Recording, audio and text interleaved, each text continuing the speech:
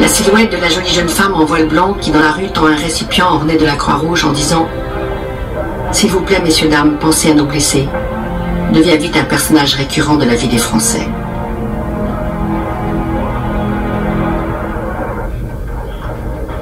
Ces soldats blessés dans leur chair, encore faut-il les soigner le mieux possible. Et en 1914, la chirurgie de guerre est pour le moins balbutiante. L'état-major est harcelé par une femme de caractère. Une femme bien connue en France depuis qu'elle a obtenu non pas un, mais 2 prix Nobel.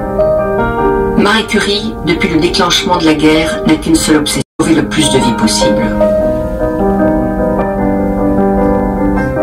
Si on veut soigner les hommes blessés par balle ou par éclat d'obus, il faut impérativement voir où se trouve le projectile qu'il faut extraire.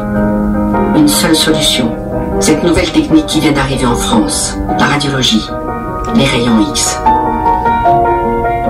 Alors, avec l'aide de sa fille Irène, d'à peine 17 ans, elle mobilise ses amis fortunés qui offrent leur voiture, un objet bien rare à l'époque. Marie Curie pousse toutes les portes du ministère de la Guerre et parvient à monter une flottille de voitures radiologiques destinées à la zone des combats.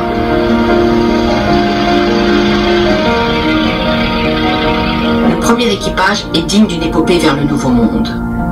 Marie, Irène, un médecin et un chauffeur prennent place dans la première fourgonnette grise marquée de la Croix-Rouge.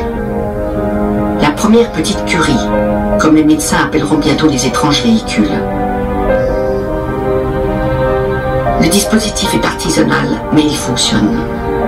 Marie Curie, en imposant la radiologie aux médecins militaires, est en train d'éviter l'amputation à des milliers de soldats.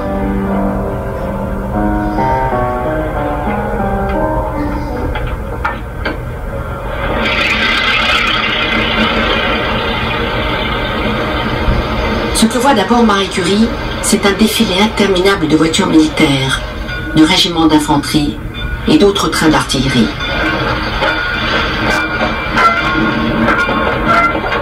Et lorsqu'elle arrive sur le front, elle est frappée par la succession d'hôpitaux mobiles en arrière des lignes de combat qui viennent de se figer sur des centaines de kilomètres.